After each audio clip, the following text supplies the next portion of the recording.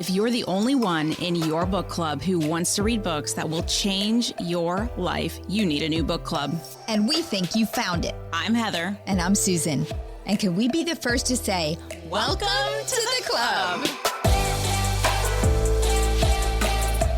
Well, we are getting into the good stuff. The Abrahamic covenant and the mistaken conception. Yeah, it sounds really good and then really naughty. Well, it is naughty. And there's a lot of naughtiness going on in the Bible, but that's the best part about the Bible is that you don't have to be perfect, coming from the perfect, number one, Enneagram 1, for those of you Enneagram fans. And that would be you, not me. That would be me, not Susan. I'm the perfect, but you don't have to be perfect. And that is absolutely proven by almost every story in the Bible. And so last episode, we were talking about some early Bible foreshadowing. My personal Bible bender, Melchizedek, the priest, who is actually a picture of Christ. And he shows up in the Old Testament and the New Testament. And you actually said that name right. So kudos to you. Well, I've heard you say it for probably a year now. It took me a year, but now I'm pronouncing it correctly. Thank you very much. And that's the only thing that I can not be perfect on is pronunciation of names. Yes. But the other thing that we had in chapter 14, which was last episode, was the promise from chapter 12. It was fulfilled and Abraham has become a great nation. Abraham has become a great name. However, his descendants are still none, zero. And that is another theme that runs throughout the Bible. There is a promise and God's given you a promise. And what are you going to do with that promise? Are you going to believe God and his promise because he keeps his promises, spoiler alert? Or are you going to go on your own accord and think that you got this and you're going to figure this out? Also, spoiler alert, it'll go much better if you trust God because he keeps his promises. And possibly faster, we're going to find out, because this promise is not going to happen for a little while longer. So before we get to that, I do want to point out as part of the intro this week that, remember, Abraham's journey is this roller coaster of trust and doubt. He has great moments where he is at the top of the roller coaster and he trusts God and does these hard things for the Lord. And then he has these really foolish moments where he either doubts or he just doesn't even think or pray, and he makes his own choices and he ends up like in a deep dive to the bottom. And isn't that really what all of us have? We all have these moments of trust and doubt and roller coasters with God, and we're just figuring this thing out and we're not all perfect. Right. The great thing is with Abraham, we get to clearly see them as a lesson to us, to kind of take a look at it in our own lives. So we've seen so far, he was super on the upward take when he trusted God and answered this call to leave his family and journey out into the unknown for this calling that God called him to. So dear listeners, as you listen to what Susan is going to bring out in this episode, think through that. Where in your life do you need to trust and not doubt? Absolutely. Then he took a downward spiral when he doubted God's provision in the famine, and he went to Egypt and lied to his wife. Then up again, he trusted God. Remember, he returned to Shechem, and he then was given this opportunity to defeat 4 kings, which he did flawlessly. Today, we're going to have examples of both the up and the down. Abraham's faith journey takes us to the top, followed by a disappointing drop. Up, he is going to be blessed with this covenant from God and in a new way.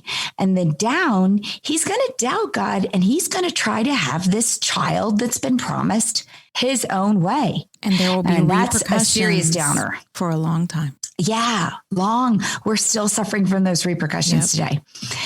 So here first, let's talk about the upper, this Abrahamic covenant. In chapter 15 is where we're going to start. Chapter 15. After this, the word of the Lord came to Abram in a vision. Do not be afraid, Abram. I am your shield, your very great reward. All right. So right there, I just want everyone to love this verse. Like I love it. I chose it for our verse for the week. If you've been following us on Instagram, you can see we post a verse every week with an image that you can share. And I love this one because it applies to us today.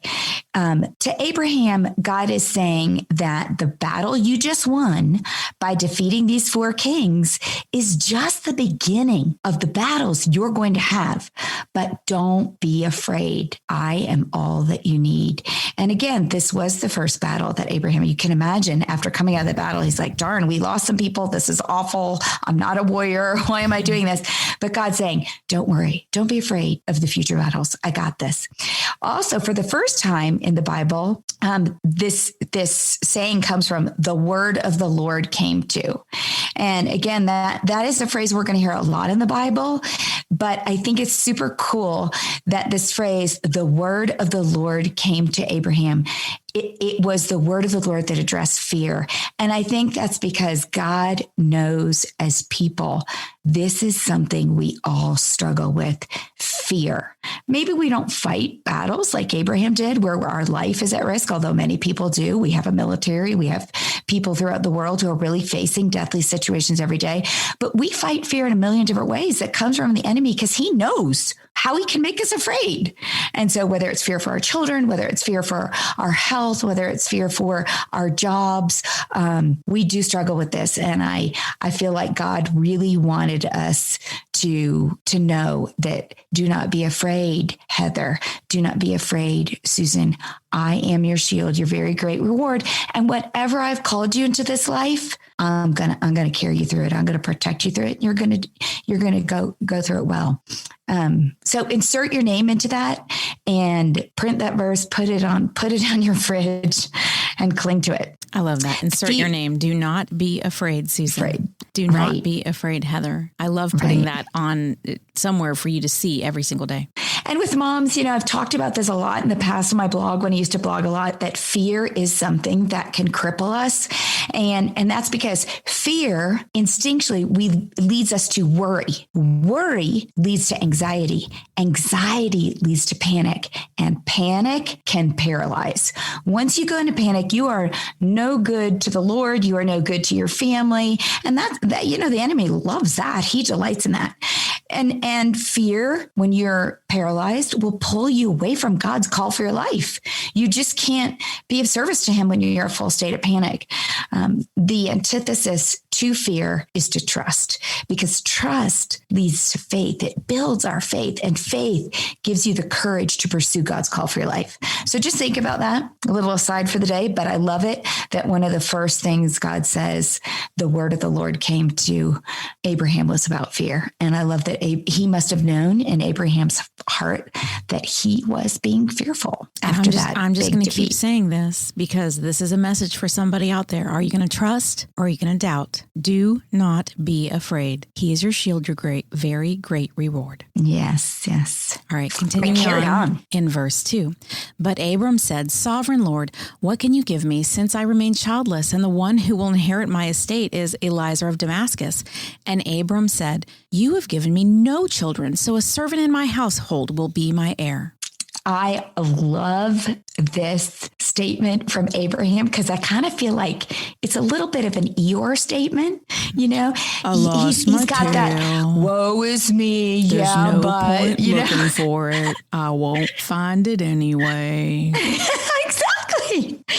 Exactly. It's like, no matter what great things God just did in Abraham's life, you just defeated 4 kings single-handedly. You're still thinking, yeah, but I still have no heir.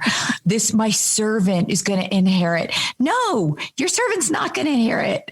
He's just basking in the glow of miraculous victory, but he's not trusting God. And I think we do that too.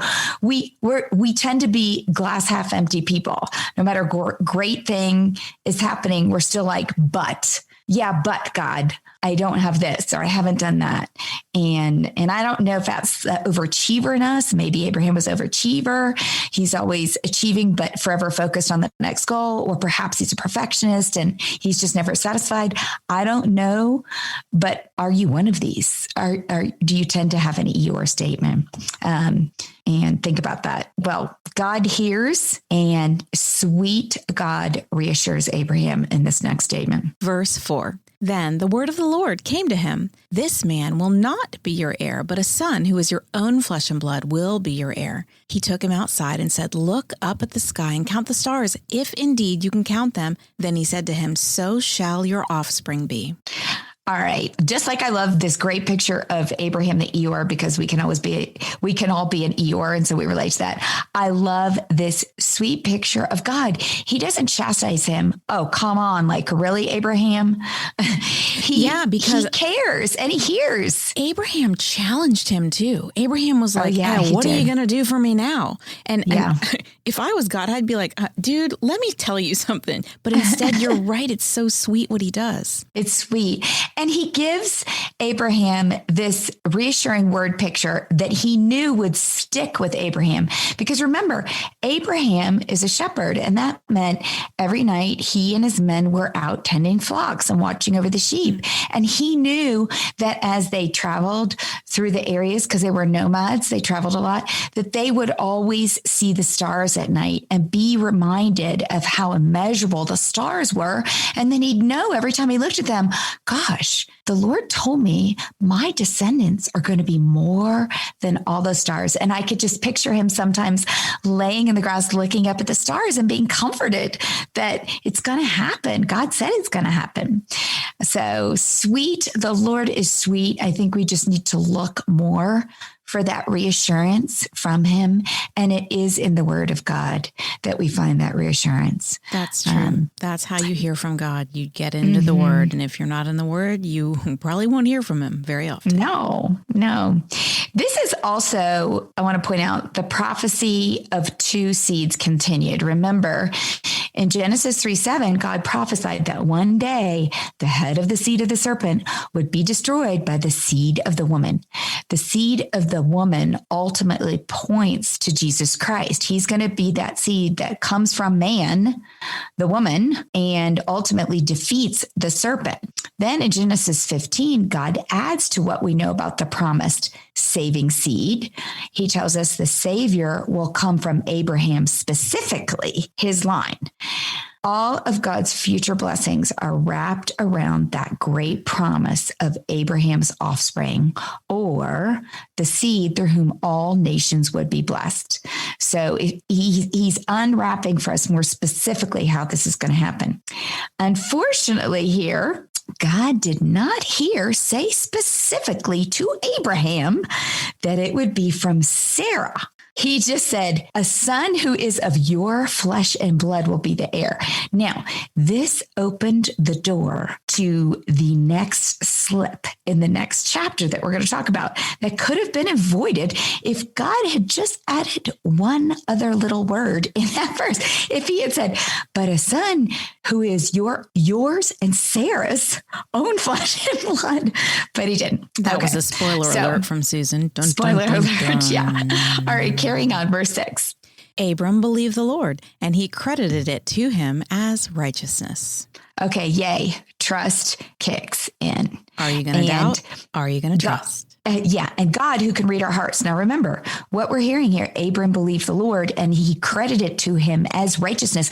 God sees our heart. And we know that from other verses. God saw the heart of David. He sees your heart. He sees my heart. He knows when we really trust. And he knew at this point that Abraham believed him. He also said to him, I am the Lord who brought you out of Ur of the Chaldeans to give you this land to take possession of it. But Abram said, Sovereign Lord, how can I know that I will gain possession of it? Back to a little bit of doubt. Are you going to trust? Are you going to doubt? I do think possibly this is Abram like that child who wants to know why. You know, when your kids go through that phase, why? Oh, it drives me crazy. I just used to say, well, why do you think? So poor Abram's been living in this world of, I want you to leave your family. Okay, where am I going? I'm not going to tell you about that. I'm going to do this. I'm going to do that. And so now he's just learning, I think, as he gets more comfortable with God, to really ask more specific questions. Like, how am I going to know? It's okay. It's clearly okay that we question God sometimes. And he reassures Abraham again in another visual. He's going to give Abraham this covenant. Now, before I dig into this covenant, this visual that he gives Abraham, I want to remind you of these 4 covenants in the Old Testament really quick. They all promise a partnership between God and people. God makes promises and asks people to fulfill certain commands. Okay, and some of these we've already learned and some we haven't learned, right? Right. The first one was with Noah in chapters 8 and 9. Now we have the second one with Abraham. There is going to be one with the Israelites in Exodus, and then the 4th one with David in 2 Samuel. These are the 4 Old Testament covenants, and they are all broken, which is why the prophets talked about a day when God would create a new covenant, one that would restore their relationship with God. And this new covenant was fulfilled by Jesus. Jesus fulfills all the broken covenants because for Abraham, he is a descendant of Abraham, so he fills that promise. He is a faithful Israelite who can truly obey the law. He is the king from the line of David, and he provides the way for all people to be a part of the new covenant with God through his death on the cross. So Jesus is the fulfillment of all the covenants that the Israelites could not keep in the Old Testament. So this is the second of the 4 covenants. Continuing on in verse 9. So the Lord said to him, bring me a heifer, a goat, and a ram, each 3 years old, along with a dove and a young pigeon. Abram brought all these to him, cut them in 2, and arranged the halves opposite each other. The birds, however, he did not cut in half. The birds of prey came down on the carcasses, but Abram drove them away. As the sun was setting, Abram fell into a deep sleep, and a thick and dreadful darkness came over him. Then the Lord said to him, know for certain that for 400 years your descendants will be strangers in a country not their own, and that they will be enslaved and mistreated there. But I will punish the nation they serve as slaves, and afterward they will come out with great possessions. You, however, will go to your ancestors in peace and be buried at a good old age. In the 4th generation, your descendants will come back here, for the sin of the Amorites has not yet reached its full measure. When the sun had set and darkness had fallen, a smoking fire pot with a blazing torch appeared and passed between the pieces. On that day, the Lord made a covenant with Abram and said, to your descendants, I give this land from Wadi of Egypt to the great river, the Euphrates, the land of the Kenites, Kezanites, Kadmonites, Hittites, Perizzites, Rephaites, Amorites, Canaanites, Girgashites, and Jebusites. Okay, so a lot going on in here, a lot of stuff we don't understand, like fire pots and all this other stuff. I could spend hours here. However, I want you to remember, God asked him this question, how will I know for sure that we're going to take over this land? How will I know? And Abraham asked God that question. Oh, yes. Abraham asked God that question. And this was a sincere need for confirmation. He couldn't see how this was going to happen. He believed, he just couldn't understand how.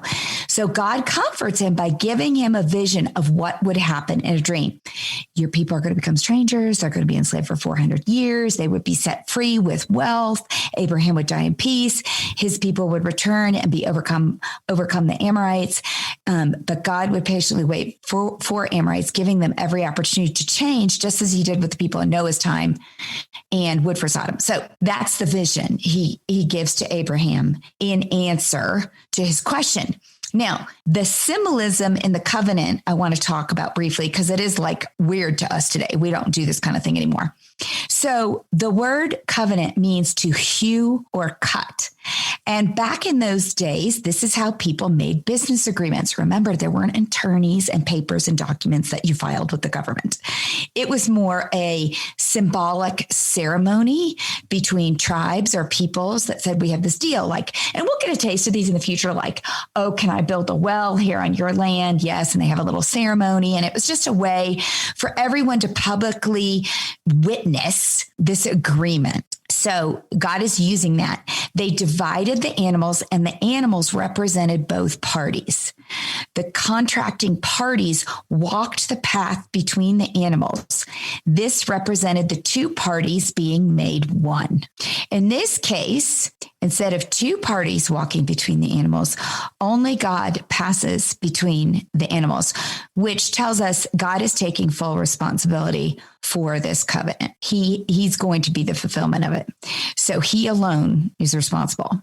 Also, remember in the verse, it talked about the smoking pot and the torch. This may symbolize that God was the smoking pot. Because remember, or if you've never read Exodus, know that in Exodus, when they move throughout the desert for 40 years, they follow this smoke that is a column that is God leading them through the desert. So similarly, God is the smoking pot, and God is joined by this torch in this verse that we just read. The torch could symbolize Jesus, who is the lamp or light of the world. So this covenant being made by Abram may be represented here by both God and Jesus.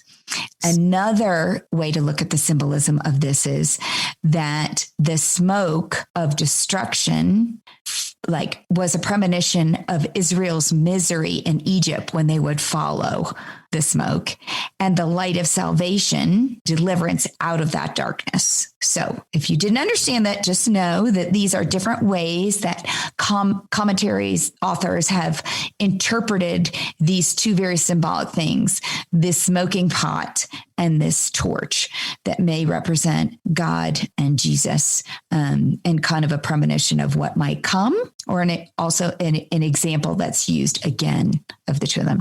I hope that makes sense. But just so you know, we could camp for hours on the symbolism in this covenant. Hey, I have weird dreams too. We all have weird dreams sometimes. Yeah, poor Abraham. But it was comforting to him, so that's great. All right, the second part. So we talked about this the covenant that God makes with Abraham because he truly believed. Now I want to talk about this mistaken conception, our roller coaster ride going down. Chapter 16. Now Sarai, Abram's wife, had borne him no children, but she had an Egyptian slave named Hagar. So she said to Abram, "The Lord has kept me from having children. Go, sleep with my slave. Perhaps I can build a family through her." Abram agreed to what Sarai said. So after Abram had been living in Canaan 10 years, Sarai, his wife, took her Egyptian slave Hagar and gave her to her husband to be his wife. He slept with Hagar, and she conceived. This whole scene makes me crazy. Yes. I just want to say that. Why? Why in the world would Abraham agree to this crazy plan? Why would Sarah do it? Well, okay. So, the pressure of women to have children, I get that. And, she's got all this pressure on her to build a family. And understand back then, if a couple didn't get pregnant, it was pretty much the wife's fault almost always. I mean, they just blamed the woman. I mean, and that went on, into I think the 1800s. They would just assume it was the woman's problem that she was barren. So I get her pressure. I get that she was probably a drippy faucet to him, trying to figure out a way out of this. But the fact that there was no seeking God, no hesitation, here we go again, like when he went to Egypt without praying. And the fact that Hagar is from Egypt, looks Egyptian, sounds Egyptian. She's like a red blinking light. Stop screaming. No, you've been down this path before. Remember, we talked about the path. She is Egyptian. Sarai acquired her in their time in Egypt when she was living with the Pharaoh and, acquired this maid and then took her with her. So are you going to trust or are you going to doubt? Because this is an example of doing things your way and thinking you can make it happen. Yeah. And, that temptation pattern, I see it, I want it, I take it, and it causes destruction, is a pattern we've seen before. Eve saw the fruit was good. She desired it and she took it. The Israelites, we're going to learn in the future, saw that Saul was tall and strong and they wanted him to be king and they made him king. David saw Bathsheba. He desired her and he took her. All of this points to the one who will break the pattern, Jesus, in the great temptation. In the great temptation in the desert, Jesus withstands the temptation of the enemy. So keep listening to Bible Book Club because someday we're going to teach you those books and they're awesome. We're going to get through all of them. Sarah sees her servant. Sarah wants a baby and takes her to do what is good in her eyes. The destruction, the consequences, and the chaos that begins from that starts from day one of conception. When she knew she was pregnant, she began to despise her mistress. Then Sarai said to Abram, "You are responsible for the wrong I am suffering. I put my slave in your arms, and now that she knows she is pregnant, she despises me. May the Lord judge between you and me. Your slave is in your hands," Abram said. "Do with her whatever you think best." Then Sarai mistreated Hagar, so she fled from her. All right. There is such a parallel here between Sarah and Eve. Not just that they're women, so I'm not throwing women under the bus, but let me just say, they both have this truth from God. Eve gets, do not eat from the tree or you will die. Sarah gets, clearly, you're going to have a son. Then they get this lie from the enemy. Eve gets, surely you will not die. You will be like God. Sarah gets, the Lord has kept me from having children. No, the Lord did not keep her from having children.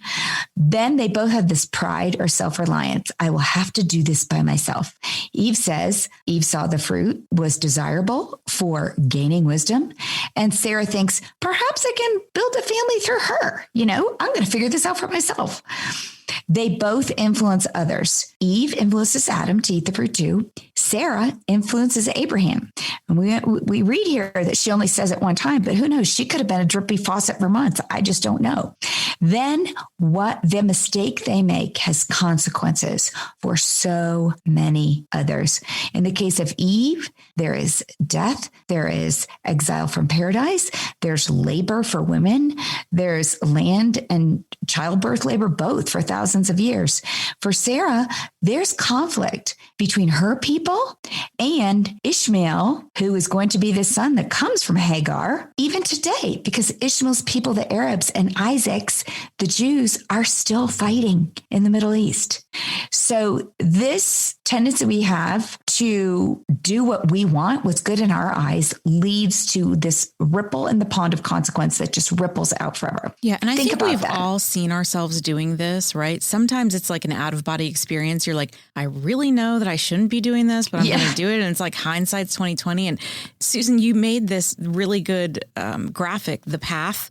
And it really, really succinctly illustrates and visually illustrates how we can get off that path when we see ourselves going down it and take a different path. So if you missed that, it is in our show notes. What episode was that in, Susan? Oh, gosh, we put it in several episodes. Well, go to the show notes and get The Path, because it is the way that you can visualize yourself getting off this path when you see yourself going down it and trying to take over and control the situation. Only God is in control. He made you a promise. Trust, don't doubt.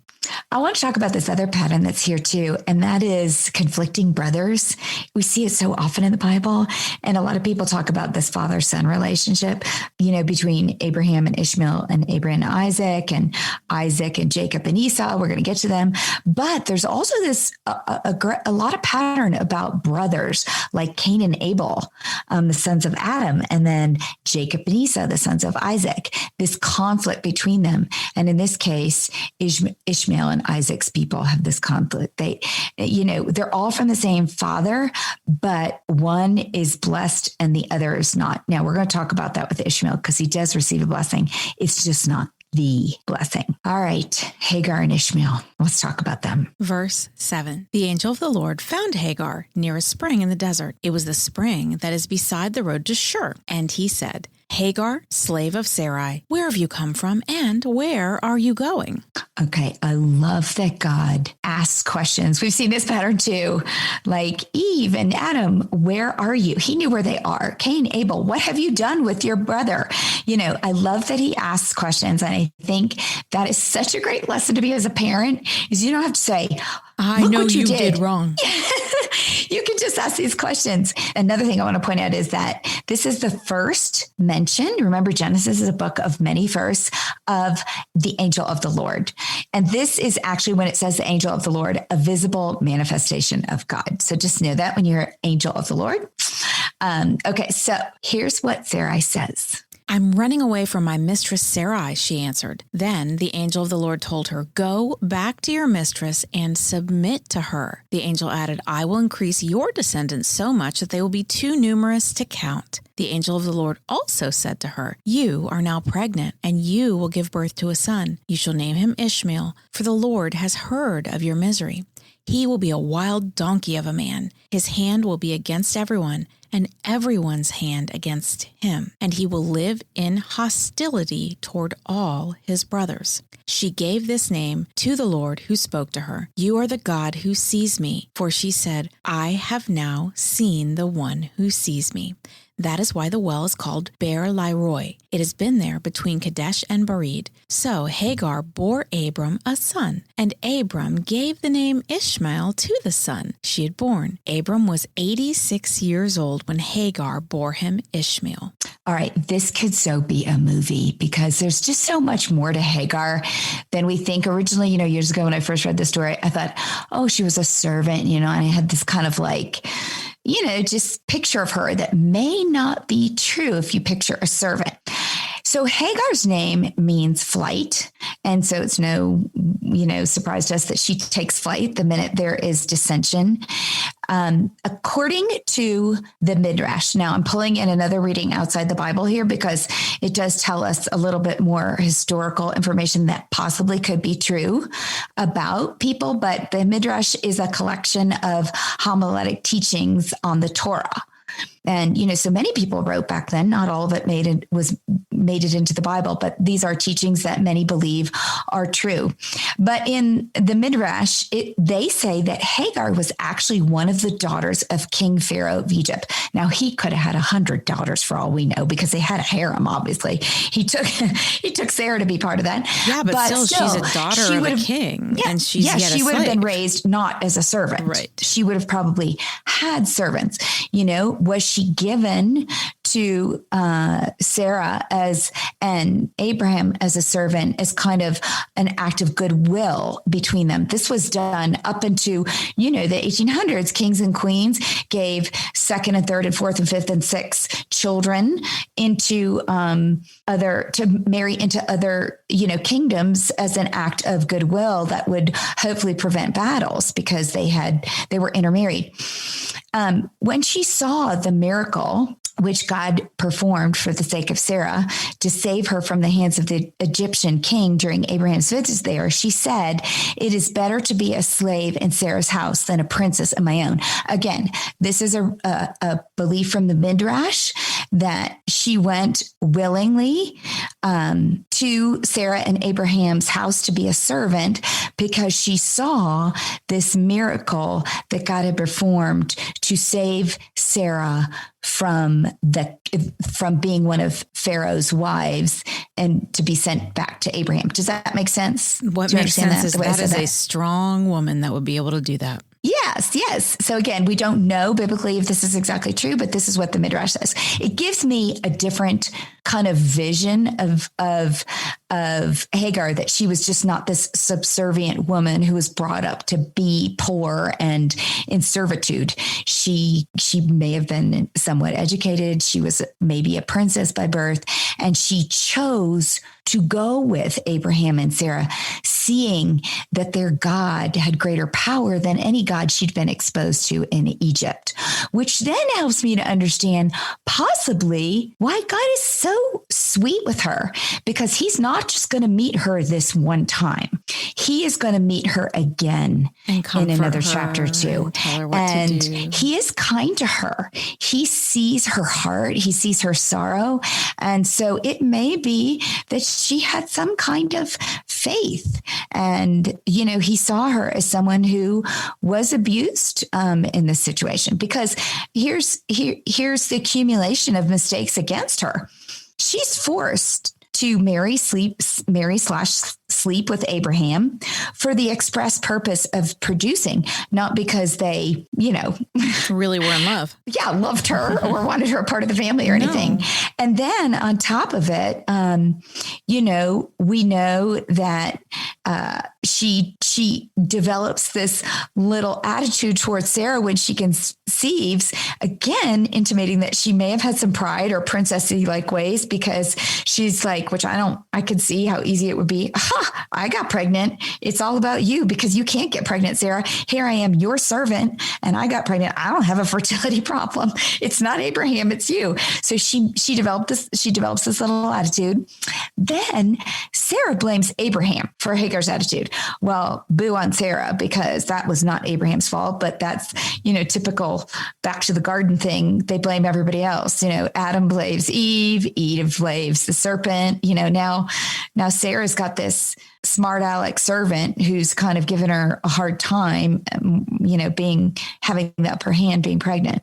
Yeah, but she's mistreating Hagar too. So I don't know about you, but when I read this, my heart goes out to Hagar. I feel for her because she's in this very precarious situation. And if I were her and God told me turn around and go back, I'd be like, no way.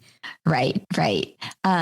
Well, it does say when she was pregnant, she began to despise her mistress. Right. So we don't know, who started mistreating first, really. Wait, did it say that before that? Yeah, but two rights don't make a wrong. No, they don't. So that's what I'm saying. These are all the mistakes that came of this. Yes, it's just a mess. And this is what comes out of, right? Like you said, this is what comes out of doing it your own way and not God's way. And here's where Abraham kicks in. We've seen this before. He tends to avoid things. He doesn't want to deal with confrontation because he avoids dealing with it. He just gives Sarah permission to treat her cruelly. Oh, your servant's your deal. Whatever you think is right. Oh gosh, that's so lame. I mean, you just don't do that. And so Sarah takes that to the next level and mistreats her till Hagar's fear is so great. She risks her life by running away. And she knows that. Now, here's where our God compassionately intervenes in all of our mistakes. He pursues Hagar with remarkable passion. He goes after her and in a loving way questions her. Then he provides her a promise too, which he didn't have to do. Hagar's people are not going to be his people, but he appears to her personally, asking her to submit to Sarah. He asks her to be the bigger person, go back and submit, and he promises her that her son will be great also. And then to Hagar's credit, she believes in God. And again, here's where we see this woman who somehow, even back in Egypt, probably believed enough to leave her country and her position and her place to go with this family who had a greater God. And she names this well. And I love this verse. I have now seen the one who sees me. Beautiful. And that is something I pray for all of us, that we can see the one who sees us because God sees our heart. We need to see him. And that Hagar obeys and returns to Sarah. In this case, in this scene of this play, we'll call it, I truly believe Hagar is the heroine. And she definitely does all the right things. And kudos to her. Now, I want to just touch on our Ishmael before he's born. What did God say about him? His name means God hears, and he will be a wild donkey of a man. Now, even today, the wild donkey of the deserts is not like I picture a donkey in the U.S. It is an animal that's known for its great speed, love of solitude, and untamable fondness of liberty. It is a noble beast, not the kind of mule-ish beast we have here. Oh, that's good to know, because the picture in my head was like the donkey in Shrek. Yeah, exactly. No. So it is a good depiction of the very type of the Bedouin Arabs who still roam today, whose delight is to rove at will over the desert, and who despise the ease and luxury of a settled life. Oh, so it wasn't really a bad thing they called him a wild not give a man, even though in our verbal use of the words, it sounds bad. It's not. Yes. Many, if you research this, many people, we cast it as a bad life, but many see it as a compliment of praise, that they are going to be fierce and wild and independent and able to survive and, just kind of the wild, wild west type of, maybe cowboys to us. I don't know. Resourceful. They're resourceful. They will. Right. He also said his hand will be against every man. The Bedouins can be bound by no treaties, submit to no law, and count plunder as a legitimate gain. So just cultural differences in their philosophy of life. And then God also said, he will live in hostility toward his brothers. That is, he shall maintain his independence, and his descendants shall continue to exist as a free race in the presence of other Abrahamic nations. The Arabs of today are just as they were described by the spirit of prophecy nearly 4,000 years ago, which is crazy. Well, that is all a very interesting depiction of this very grave mistake that was made by Sarai.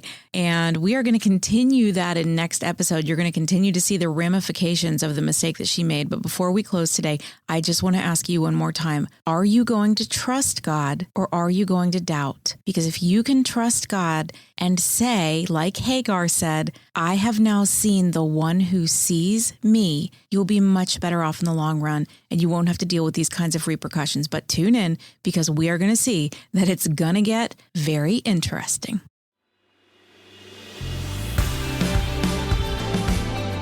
What's a club without friends? If you're enjoying the Bible Book Club, why don't you share it? And then you can say, Welcome to the club. New episodes drop every Monday, and get all episodes now on Amazon Music. As always, head over to susanme.com/Bible Book Club for show notes from today's episode. Bible Book Club is hosted by Susan Merrill and Heather Rubio, edited by Buck Buchanan, produced by Hayley Mawat.